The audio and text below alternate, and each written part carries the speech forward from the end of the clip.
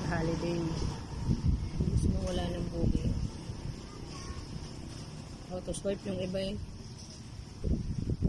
Tapos, dapat yung ano mo kasi. Excellent. Yan. Paano pataasin yan? Madali lang. Simple lang. Yun. Ay. Palayo. Dapat ang makuha natin sa litran. Para mabilis tumaas yung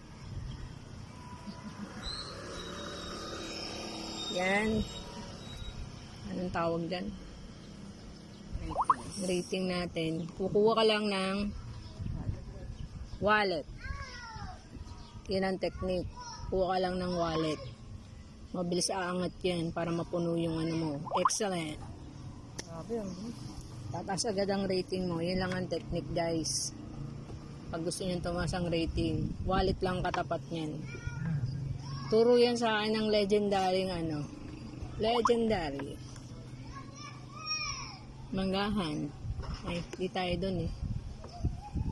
Legendary Lalamove ano. Lalamove rider. Nagtanong kasi ako, paano ba tataas ang ano, rating? Kasi pagka merong ay abono. Di tayo nakuha ng abono. Pag merong nagka-cancel kasi bumababa yung booking natin yung ano natin, rate natin.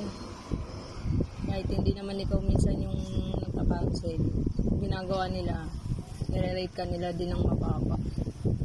Nilalagay sila ng comment bakit mo ka na-cancel. Kaya yung rating ng mga Lalamove rider bumababa. Kaya para tumaas yan, ang gagawin lang natin, kuha tayo ng Lala Wallet.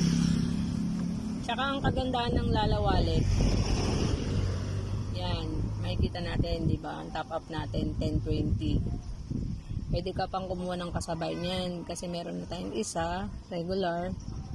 So, ang gagawin natin, kuha ka ng isang pooling at isang priority. Pwede yon para 3 booking.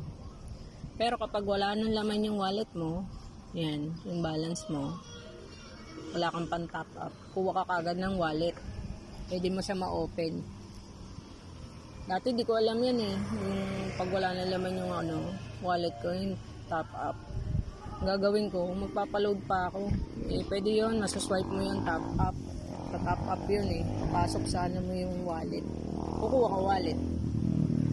Kaya ngayon, alam nyo na guys. Susunod ulit. Mamaya ulit. Abang muna tayo na.